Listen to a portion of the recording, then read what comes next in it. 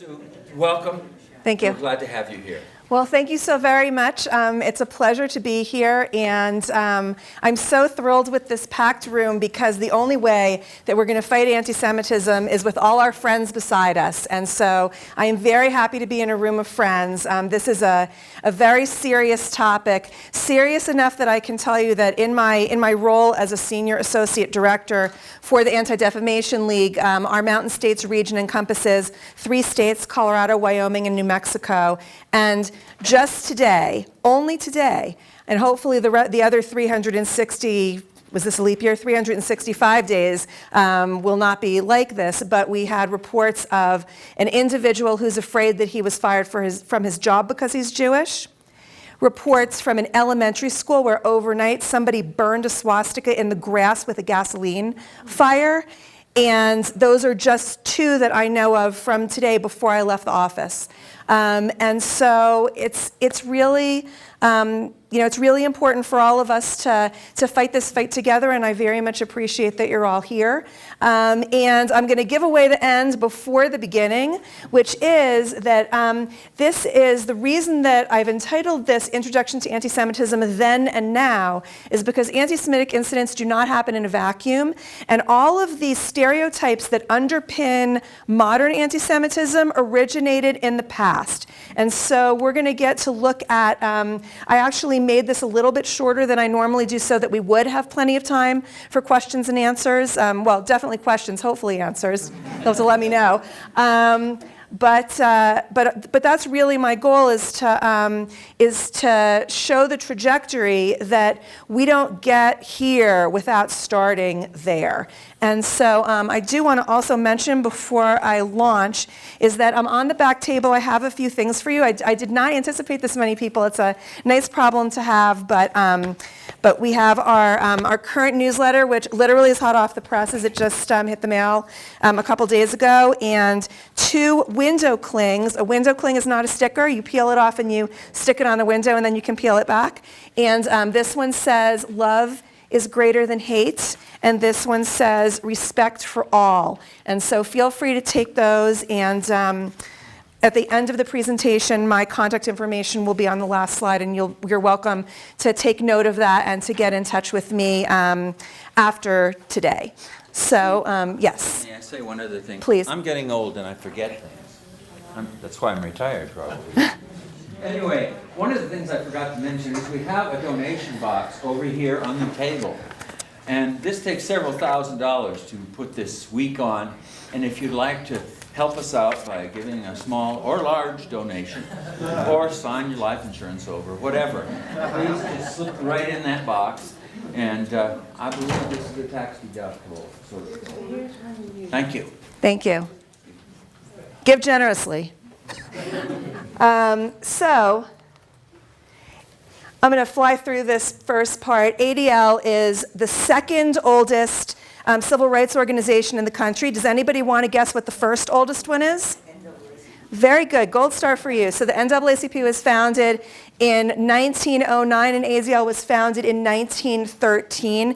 And we still have the same mission today, which is to stop the defamation of the Jewish people, so stop anti-Semitism, and secure justice and fair treatment to all. And we do that by fighting extremism, by education, by many other portals. And I want you to remember these 3 things because we'll come back to these 3 things at the end, which is the way that we do this is we investigate and research, we educate and train students of all ages, adults, children, members of law enforcement, interfaith groups like yourselves, many different organizations, and we advocate and assist. So one of the things that I do, as I mentioned, is respond to discrimination complaints when they come to us.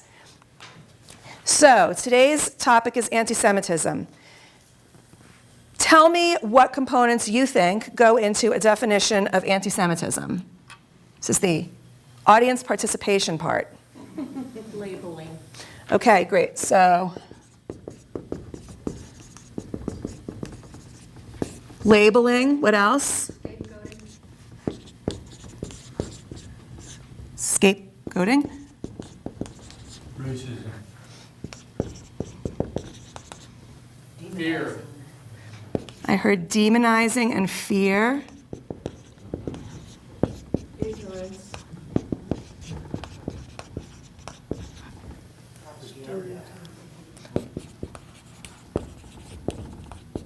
Okay? Your stereotype. Yes, stereotype is, oh no, we didn't. I think it was just in my head. Stereotype. Okay? Dehumanizing. Misinformation. Lie. Oh, yeah. Bullying.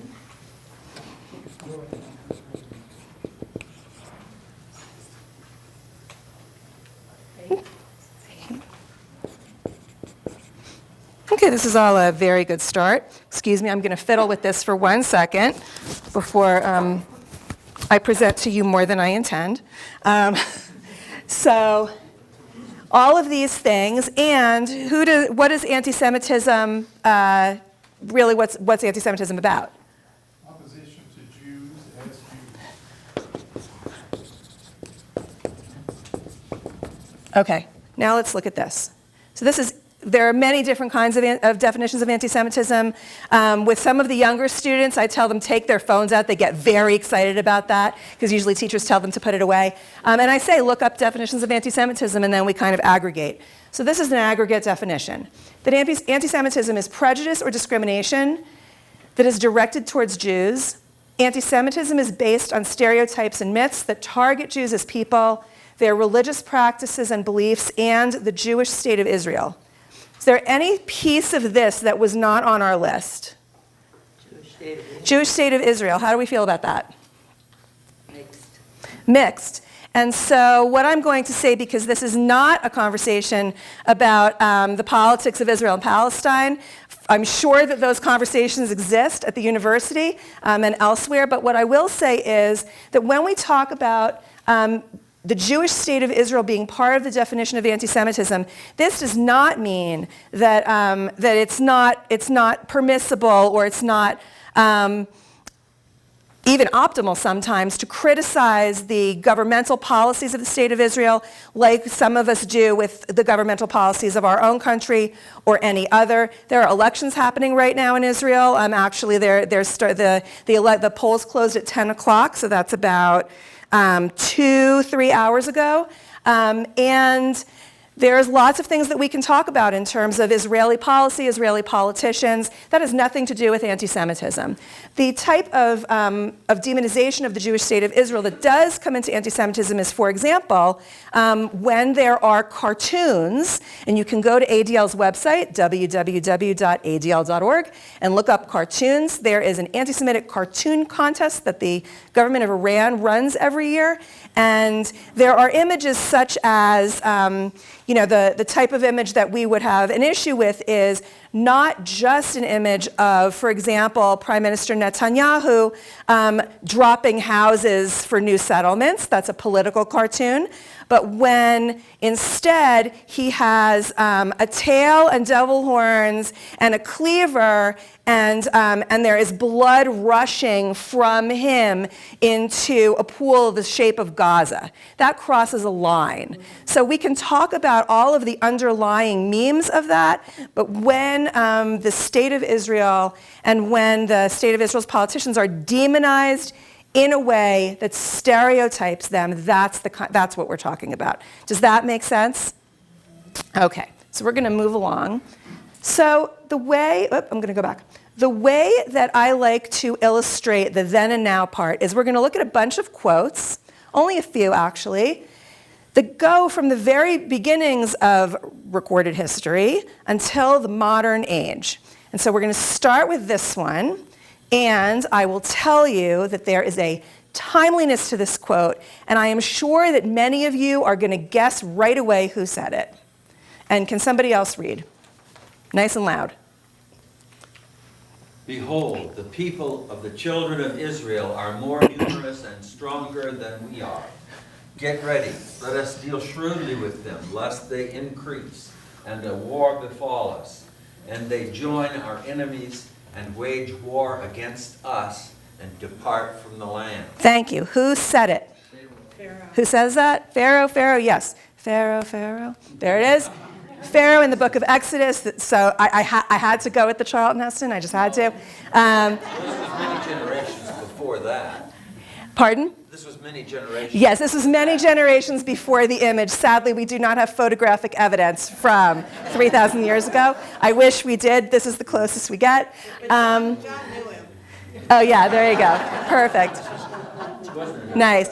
So now I'm going to ask a serious question, and it's going to be a question for every single one of these, which is, according to this quote, why do they hate the Jews? What's the problem with the Jews, according to this quote?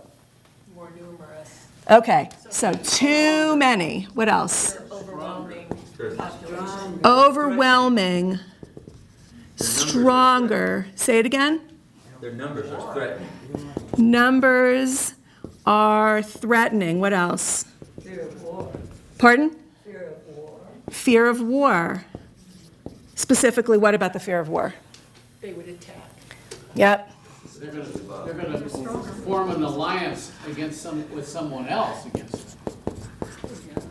Fear of their God. Say it again. Fear of their God. Okay. Anything else? Okay, so take a look at these, and we're going to see some of these crop back up again. And underpinning all of this is Jew as other. The idea of the Jew as other underpins all of anti-Semitism. And so keep that in mind, that's what we're going to see as we continue. Next quote, somebody else to read. There is a certain people dispersed and scattered among the peoples in all the provinces of your kingdom, whose customs are different from those of all other people, and who do not obey the king's laws. It is not in the king's best interest to tolerate them. If it pleases the king, let a decree be issued to destroy them. Okay. Thank you. Haman Goldstar. Haman speaking to King Ahasuerus in the book of Esther. So we have some of these already, and we have some more. So, according to this quote, why do we hate the Jews? Customs are different. Okay, so they have different customs. They don't obey the king's laws. They're hard to determine who they're scattered and dispersed, so it's hard to pick out. So hard to pick out, so they're sneaky. Okay, what else? They're worthy of destruction. Why? Well, it has to please the king. They don't obey the laws. It's not in the king's best interest to tolerate. Okay, so now we're going to do a little exercise. So, is it true that the Jewish people are scattered amongst the provinces? Yep, that's true. Is it true that there are several Jewish customs that are different from the customs of the other people? Yep, that's true. Is it true that those two things mean that Jews don't obey the king's laws? No, that is not true. And so it's a false trajectory. And you know who else used that false trajectory? Joseph Goebbels used that false trajectory, and he called it the big lie. You take truth, and you use that to underpin a whole mess of lies. And so that's the big lie is that they don't obey the king's laws. Now, I was lucky not to drive here. Rabbi Gilbert drove me here. But if Rabbi Gilbert had been speeding and a cop had pulled her over, would she have been able to say, I'm sorry, I'm Jewish, so I don't obey the traffic laws? She could say that, but that would be a really bad idea. So just because we're Jewish and perhaps celebrate different holidays or perhaps have our Sabbath on a different day doesn't mean that we don't obey the law of the land. And in fact, there is a rule in the Talmud that explicitly says that Jews must obey the law of the land wherever they live. And so this is not true. But that's what Haman uses in order to convince Ahasuerus, until the rest of the story happens and we win, that the Jews are worthy of destruction. All right, next one. We're moving ahead in time.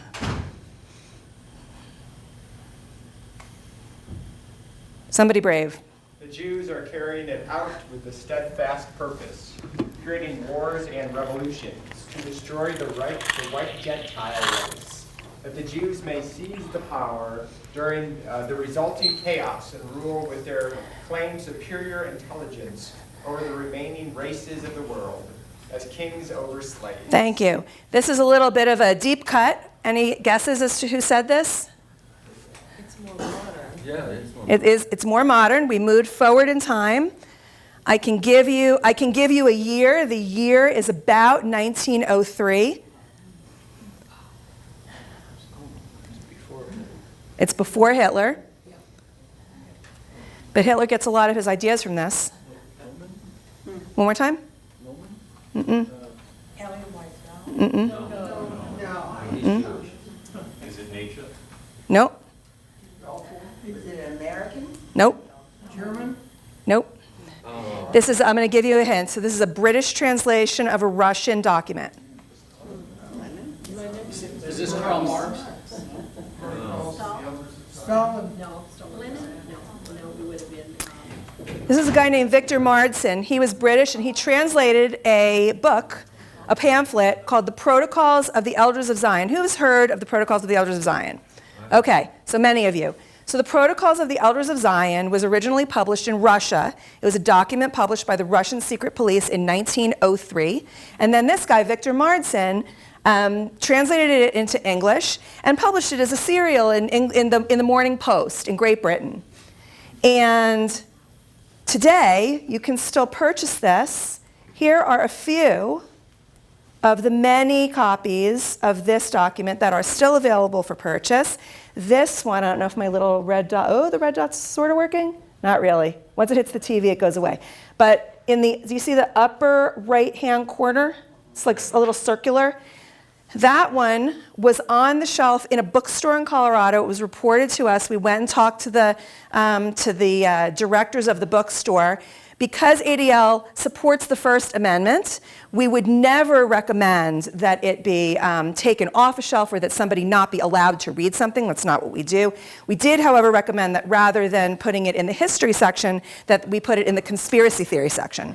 Because that is what the Protocols of the Elders of Zion is. It's a conspiracy theory. And so what are the pieces of this conspiracy theory? Why do they hate the Jews? Claimed superior intelligence. Claimed? What does that mean? They're disputing. Yeah, claimed, they say they're so smart. Claimed superior intelligence. What else? What else? Greedy. What else? Steadfastness, steadfast purpose. So what does that mean, steadfast purpose to you? Like usually you think that was positive, but what does it mean here? Conspiracy driven. Conspiracy driven. Creating revolution. Think about the origin of this, 1903 Russia.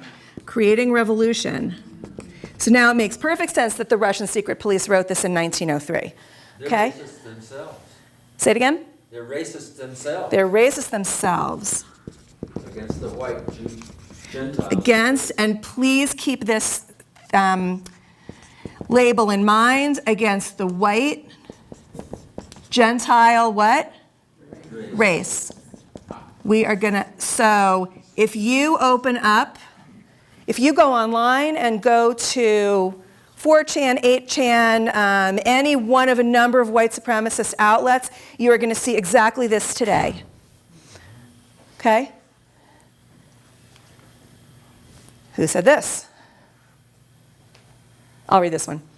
I know who caused the war, World War I. The German Jewish bankers. I have the evidence here. I have to bang on the table for that one. I have the evidence here. Facts. I can't give out the facts now because I haven't got them all yet, but I'll have them soon. No, not yet. The same person said, if fans wish to know the trouble with American baseball, they have it in 3 words. Too much Jew. Oh. Say it again? Henry Ford. Very good. Gold star for you. Whoop. Henry Ford. So Henry Ford took the English translation of Victor Mardson's English translation of the Protocols of the Elders of Zion, and he published it where? In the Dearborn Independent. And This year, somebody in Dearborn tried to write a paper about Henry Ford and his publishing of the Protocols of the Elders of Zion. And that somebody was the editor of the paper, and he got blacklisted because people still don't want to know about this. So today in Dearborn, Michigan, there are still people that want to go shh about this stuff. Okay? Why are the Jews not to be trusted? Why do we hate the Jews, according to this? Because of the war. Okay, so I'm going to start checking things off because we've seen this before. Caused the war. What else? Control the money. They control the money. Conspiracy, money. Greedy. Oh, there it is. Greedy. What else?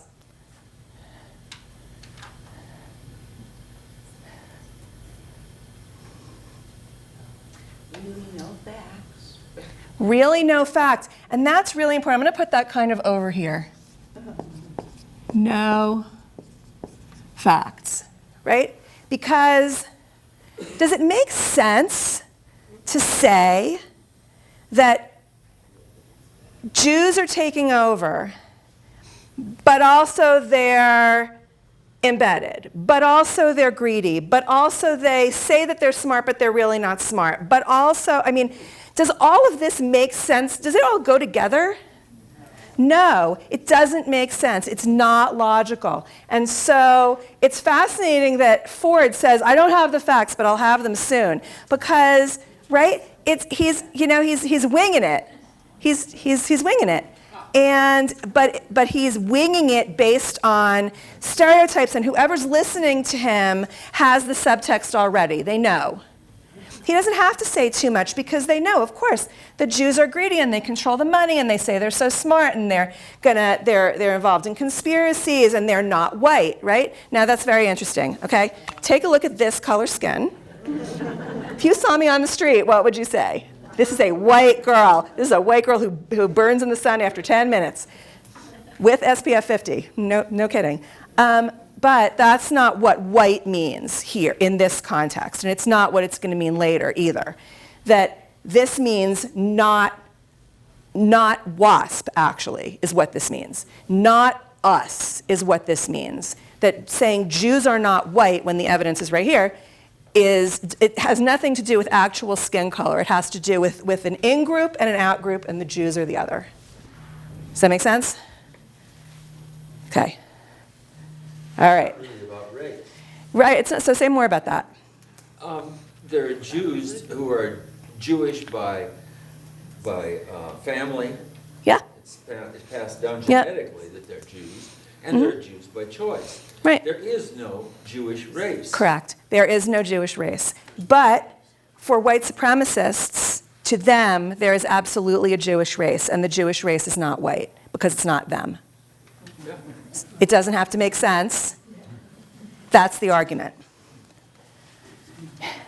Every year makes them, the Jews, more and more controlling masters of the producers in a nation of 120 million. Only a single great man, Ford, to their fury, still maintains full independence. That's Hitler. So Hitler wrote this in Mein Kampf. Hitler hates the Jews for many reasons. In this particular quote, why does Hitler hate the Jews? So they're controlling. Do we have control someplace? Yep. Controlling. What else? Well, importantly, they control production. They control production. Okay? What else? Big nation, 120 million. So the nation of 120 million refers to the population of the United States in 1924 when he wrote this. But do you all know how many, what percentage of the population of the United States are Jews? It's a little bit more than that. It's between 1% and 2%.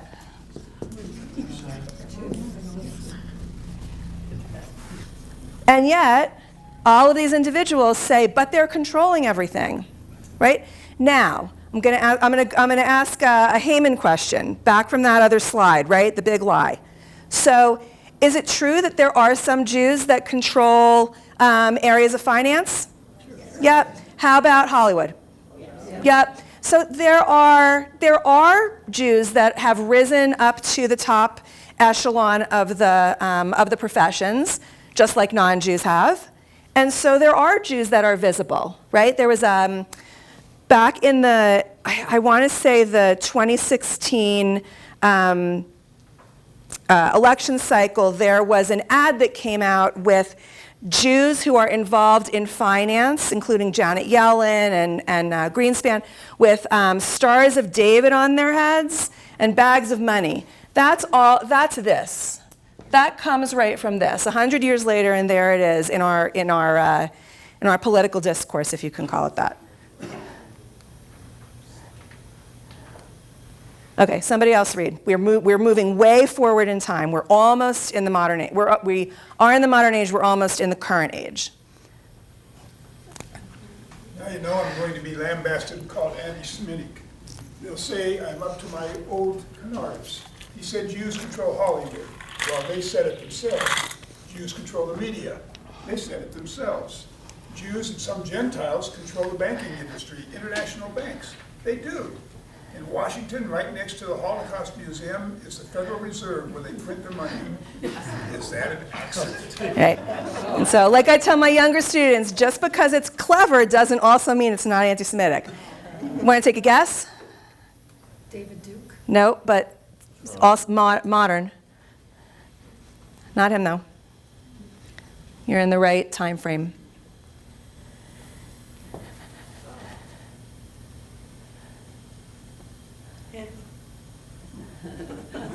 A hint. There are, let's see. I mean, this person is still speaking, holds rallies, very popular. Nope. Nope. Nope. She said he's still popular. Going once? Going twice? Oh, listen, Louis Farrakhan.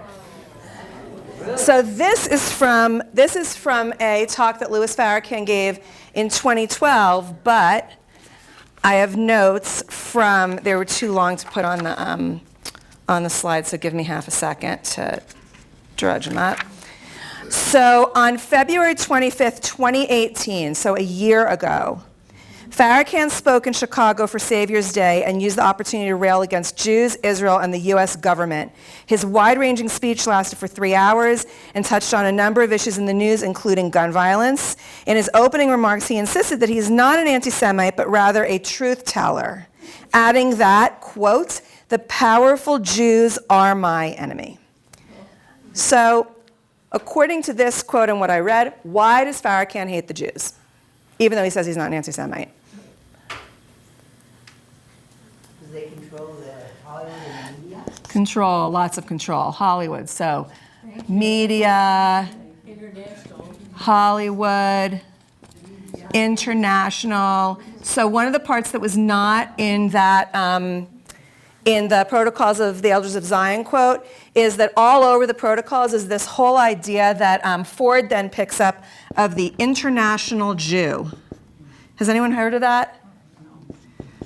So, It's almost a conspiracy. yes. So the international Jew, right? So we're not just controlling the country, we're controlling the world, right? So this whole idea of Jewish control, a secret society, like all of that stuff, that originates with this international Jew thing from the Protocols of the Elders of Zion, and 100 years later, there it is in a Farrakhan speech. I think a subtext that's also going on here is that he's saying, and they have the audacity to do it in front of us, and no one's saying it. And so I feel like a subtext he's relying on is like, why is no one else saying it? Like, look at me, truth telling. Right. So, yes, and so this whole, like, where did I put sneaky, right? So there's two pieces of this. Again, not logical, because you can't hold both at the same time. Are they sneaky and, like, underneath they're controlling everything, or are they doing out in the open? And no one's saying anything because they're scared. Okay? Farrakhan killed Malcolm X. I don't know anything about that. Yeah, sorry, I don't know about that. Okay, we all know who said this. I call these individuals the Tiki Torch Boys. They were part of the Unite the Right rally. This rally was 10 years in the making. The organizers of this rally started getting irritated when President Obama was elected, because when you think about equal rights and a man of color being elected president, if you think that you should be here and other people should be down here and equal rights happen, come on in, there are two ways to look at that. You can look at it like this, right? Or you can look at it like this. And the way that white supremacists look at the equal rights that people of color and others in our society have, I will say thankfully, we're not where we should be, but we're on the path. They look at it like this. And so this whole "you will not replace us," they actually chanted two things. They chanted "you will not replace us," and they chanted "Jews will not replace us." They also chanted something, "blood and soil." Anyone heard that before? Where does that come from? Nazi propaganda. Blood means other, right? So blood and soil, if you're a white supremacist and you're chanting blood and soil, it's like racial blood purity, right? Only white people have pure blood, and only white people should be in charge of things. And then soil, that's an anti-immigrant message, right? Soil, you should be from right here. Who is from right here? I'll just ask this question. Native Americans. We're in Greeley, Colorado. So, and that's the case in most places. Almost everybody comes from immigrant family, unless they're from a Native American family. But logic doesn't apply. So that's this piece here. And so we're going back with this "you will not replace us, Jews will not replace us, blood and soil," to all of these things, right? What do you see in those from what we've got on the board? There are too many of them that overwhelm us. Yeah. Where's overwhelming? Up there. Overwhelming, there's too many. Fear. Fear, lots of fear. White fear. The numbers are threatening. War. Conspiracy, right, all of it. And that brings us to October. So there's a reason that the Pittsburgh murderer picked that synagogue. Anyone know why he picked that synagogue? He picked that synagogue because the Shabbat before, so on October 20th, 2018, the Tree of Life Synagogue held a refugee Shabbat in concert with HIAS, the Hebrew Immigrant Aid Society, which was founded in the 1800s to assist Jews coming to this country, and now helps lots of people from lots of countries come to this country.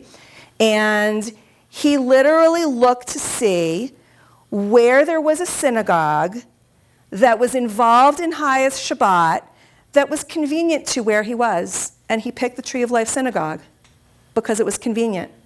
And he walked in with 3 assault weapons and murdered 11 people.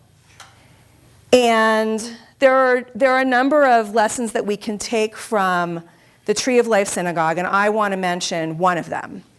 So in Denver on October 28th, a day later, we held, so ADL and the Jewish Federation and many other organizations basically got together and, like this, put together a vigil that 3,200 people attended at Temple Emmanuel. And I was helping one of the rabbis set up the 11 memorial candles on the bima of the synagogue. And I came down the steps to go, and I was wearing my ADL name tag, and I came down the steps to go sit with my daughter, who was in the 3rd row. And I walked past the front row, and in the front row there were a number of men from the Sikh community with all different colored turbans. And one by one, they each stood up, shook my hand, looked me in the eye, and gave me their condolences.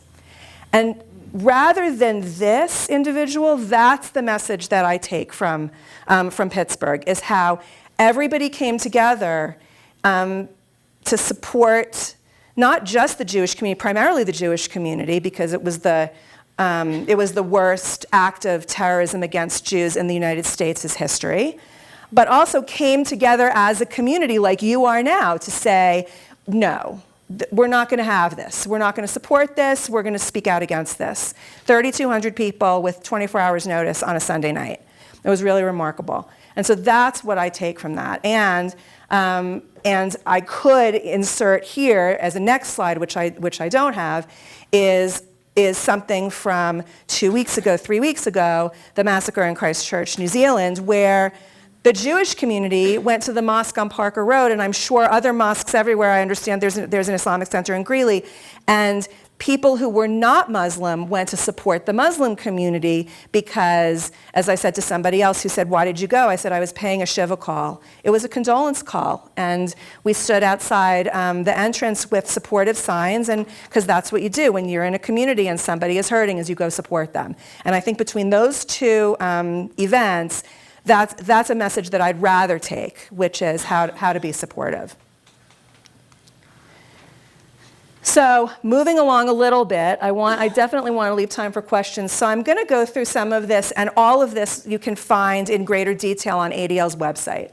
One of them is that ADL has a survey that came out in 2013, and there's new data that's come out since then, but it's called the Global 100 because we surveyed people in 100 countries based on a series of questions in order to determine who holds anti-Semitic attitudes and where are they. And so for today, 14% of Americans hold anti-Semitic views based on some of these questions. Jews are more loyal to Israel than to the US. Where do we see that here? So state of Israel, disloyal, right? So same kinds of things. Jews killed Jesus, right? Fear of their God. Jews still talk too much about what happened in the Holocaust. 25% of Americans think that we should not be here in this room talking about this. Okay? Every year we have an audit of anti-Semitic incidents. So I have some embargoed data for 2018, which hasn't officially been released, but I'll share a couple things with you. So 57% increase, nearly 100% increase in school-based incidents. Last year was the first, or 2017 was the first time that there was one anti-Semitic incident, at least, in every single state in the union. And we see the school incidents increasing. This is Colorado. So that number may change because the data is not coming out officially for 2 more weeks. But we see a slight decrease, but the overall increase is very, very significant. And here are some examples. That's a synagogue in Colorado Springs that was defaced with a misspelled Sikh Heil and a swastika. That's a valentine that was put in a Jewish student's locker. What is this? My love for you burns like 6,000 Jews. 6,000? Yeah, they missed some zeros. They're stupid as well. That's a bridge in Westminster, Colorado that has a swastika and Arbeit macht frei. Where's Arbeit macht frei from? Auschwitz, right. Work makes you free. Anti-Asian and many of the other camps, true. And that is Jew written in the snow on the car of a Holocaust survivor. You can't make this stuff up. In addition, we've seen a huge increase in white supremacist propaganda and rallies. A study came out a couple of weeks ago showing that Colorado is 3rd in the nation in incidents of white supremacist propaganda and rallies. It's 72 for Colorado, 88 for the region. And one of the most active groups is called Identity Europa. These are flyers that were posted in various college campuses and then tweeted out by Identity Europa saying, for example, Identity Europa at Colorado College, Identity Europa at wherever. And this was a rally that they held at Civic Center Park. At where? Civic Center Park in Denver. What does it say? Defend? It says, defend the Rockies, end immigration. Back to that blood and soil thing. So does their logo have is it an acronym or is it the logo that they have there? So I'm not an expert on Identity Europa, so I don't know. They have a big online presence. Probably the Identity Europa part certainly is, white European culture. That's what they're aiming for. But the specific logo, I don't know. So, with all this, so first of all, everybody take a deep breath. Everybody let it out. Okay. So we do a number of things, but the first thing you can do, even without looking at any of this, is if you see something, say something, right? That we can no longer be complacent to be in a society where we let that joke go, where we don't report on Facebook when somebody makes a threat based on somebody's identity. We are past that. We cannot let it go anymore. So, Elsa, let it go? Forget that. We cannot let it go. So we do a number of things. Remember I said remember the 3 things? Investigate and research, educate and train, advocate and assist. So here are some of the things that we do. We have so many reports. One of them was written by my colleague, the one in the lower right-hand corner, my colleague Jessica Reeves, who talks about white supremacy and misogyny. Not surprisingly, there is an intersection there. All sorts of hate out there, and we do a lot of research. And then with that research, we then train members of law enforcement. So we don't keep it to ourselves. We have the pyramid of hate. That is an educational tool that we use in a number of different settings, basically showing that you don't get up to the top level of genocide without starting at biased attitudes. We need to all be interrupters of hate.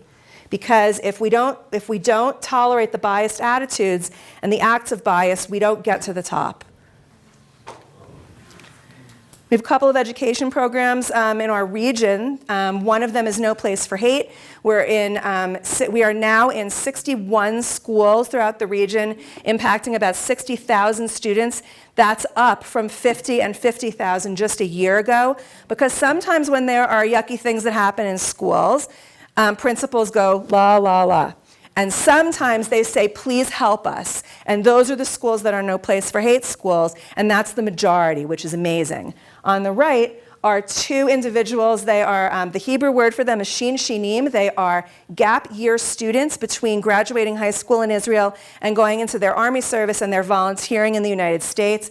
And we do trainings. It happens that they are the beautiful faces of that picture. But we do trainings with all sorts of teenagers and college students, teaching them through the Words to Action program how to stand up to anti-Semitism in their lives and on campus. We train, ADL is the largest non-governmental trainer of law enforcement. If you're interested, I have a whole long list of the very diverse, specific types of trainings that we do, but they pretty much fall into 2 categories. One is anti-bias policing, so that members of law enforcement know how to well serve the communities that they're in, and one is on extremism. And we send commanders to Washington and to Israel to learn more things. And then we also have a Mountain States Against Hate Coalition with all of these organizations that come together, just like all of you, from diverse communities to learn to fight hate together. And what I'm ending with is, this is from the Martin Luther King Jr. Memorial in Washington, D.C., and it says, "Injustice anywhere is a threat to justice everywhere. We are caught in an inescapable network of mutuality, tied in a single garment of destiny. Whatever affects one directly affects all indirectly." So thank you all for being here. That's the end of the formal presentation, and I cannot believe that I still have 15 minutes for questions. So I do need to take a drink. So. You can just run that yourself already, right? Call out on people who need questions. Yeah, I will. Give me half a second. I really do need to take a breath. Yes, in the back. How do we join the coalition? You said you have a coalition of partners throughout the region who have joined your Mountain States Against Hate. How would an organization go about doing that? It's a great question. So if talk to me after for a minute, and so the best way to do that is that I would put you in touch with my colleague, I'm one of 9 people on our regional staff. The other senior associate director is named Jeremy Shaver, and he is the person that staffs the Mountain States Against Hate Coalition. And you'll notice that it's all organizations. We don't do individuals, but it's organizations. So if there's an organization that you work with that's not on here, we'd love to talk to you. Thank you. You're welcome. Thank you. Other questions? I'm sure there are some. Yes? Yeah, it seems like what's most critical is learning to detect the first sign, the most subtle things. And one of the disgustingly clever twists that white supremacists do is they claim they're not against anybody else. They're just for their own. Right. Absolutely. And there's and it's very insidious. It's really hard. And so what I would say to that is that the proof is in the pudding, kind of. That look and see what they do. Right. There's nothing wrong with celebrating European culture. I love European culture, not opera maybe, but everything else, art for sure. But so there are beautiful things in every culture, but there's more to that message. Yeah. Other questions?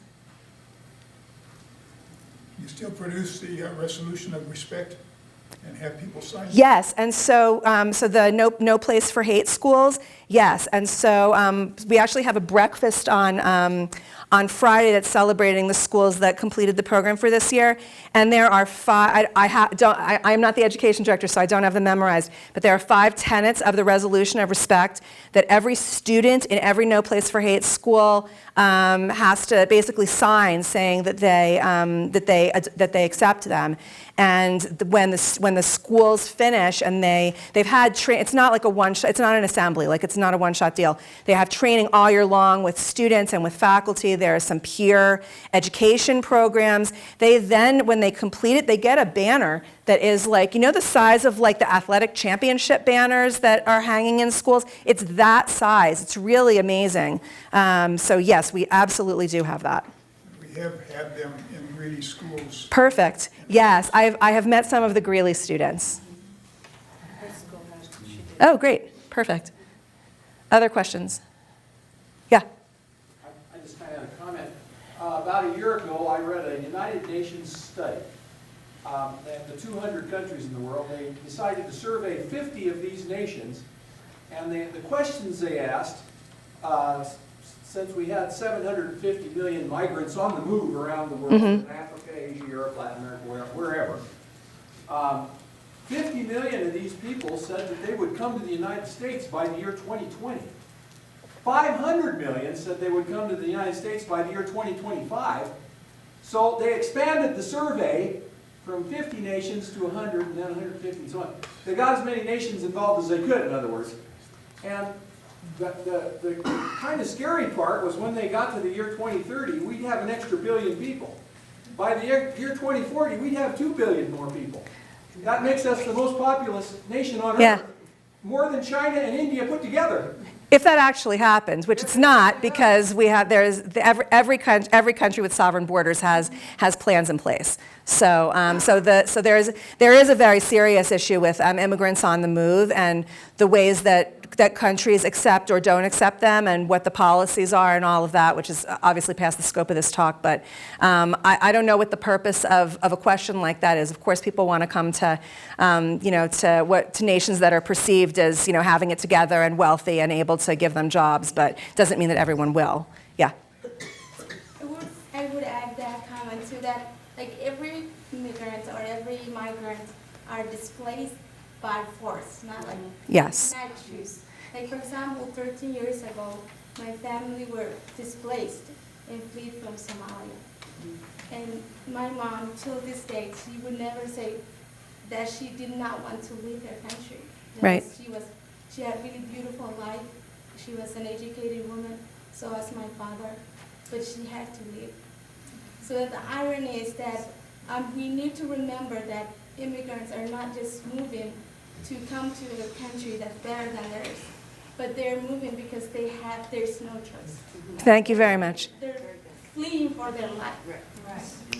Thank you. Thank you for that. Yes. Yeah, thank you. Oh. Very, very much. Welcome. But, you know, it seems to me that what you do is less necessary here than it is in Washington, D.C. And that I wonder whether the ADL and the other groups of that sort make representation in Washington. Because Yes. I tie this to the number of incidents that have arisen since 2016, which is Right, which is where we see the jump. yeah. So do you do that? Does ADL? Yeah, so I'm going to answer that question in two ways. The first way is the easier way, which is to say that yes, there are 27 regional offices. We have 2 national offices. One is in D.C. and they primarily deal with policy. One is in New York. I have colleagues. I think there's about 375 of us that work for ADL across the country in many different regional offices. And so, yes, there's lots of work happening on the Hill. There's work happening in lots of other regions. But I'm going to answer your question another way, which is think about being the person on the other end of the phone from me who is fearful of going to school, who is fearful of being who they are when they go to their jobs, who doesn't feel safe in their neighborhood. It's just as important here as it is any place else. And to illustrate that, I actually have a poem. So, last week I gave a talk to, it was an insider briefing for an organizational board. And they wanted to know specifically about students. And I have a poem that I'm going to share anonymously that a 7th grade student wrote at the end of the school year, a student from someplace within the region. She's a student who was bullied because she was Jewish, had a very young teacher that did not have a handle on the classroom, didn't have the resources, was really unable to help her, and the administration was unwilling to help her. And the assignment at the end of the year from the 7th grade teacher was, please write a poem about your experience. And here is this child's poem. This is why I do what I do. It's entitled A Safe Place. School is supposed to be a safe place. We are to learn how to use computers, write essays. We're supposed to learn. At school, you learn how much you are hated, not how to solve equations. But school is not what it's supposed to be. School is not a safe place. School is where you're told you should die. You are told you are a parasite. They tell you should die for your beliefs. At school, I am drowning, but they are standing there laughing. Teachers offer a hand, but it is too far away. And that is why it's really important to do what we do, because we don't know where that next student is. And if we're not here, there's a happy ending to this, which is that this student has transferred, the school is making changes, but this child is why I sit at my desk and do what I do. It's just as important here as it is in Washington. Yes. Hearing something either hard or soft that is anti-Semitic, I understand that I should say something about that. My concern is that often I'm in relationship with people on other grounds. Yes. And so saying things can actually disrupt the relationship. Mm-hmm. And I'm wondering if you have advice on how to deal with the fact that these are mixed environments. Actually, I do. So, one of the things that students in the No Place for Hate initiative learn is that the first, who are all, by the way, in school with people, they're going to see these kids, for the next however many years.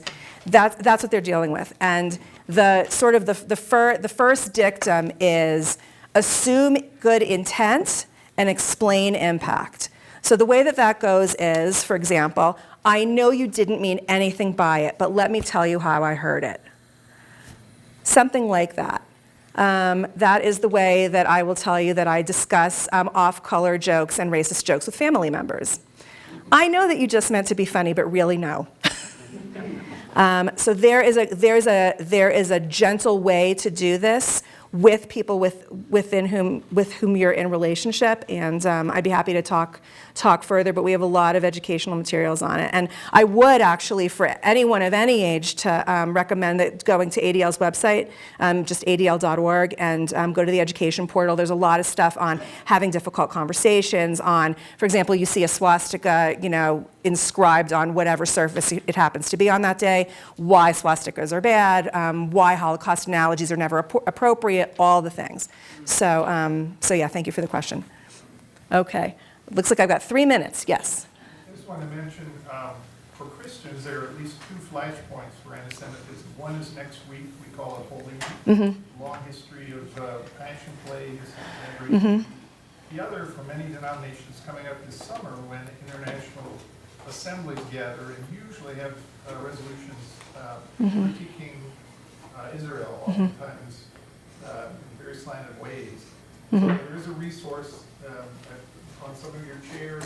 I saw that. That's really great. Those are the flashpoints, at least 2 flashpoints, religiously, and then a year from now, Gal's passion play will come again. So it makes Thank you. it important for us to talk about how to engage. That's really important. And I would say on the Israel topic, I would also say that a lot of the resolutions and things, I would say ask yourself, when you're in those conversations, ask a question about whether Israel is being held to the same standard as other nations, or it's being held to a different standard as other nations. That there are a lot of conversations where Israel is held to a different standard, and there are resolutions passed that are not considered for players across the world that we know are doing, really bad things, and Israel is being singled out. So ask yourself that question.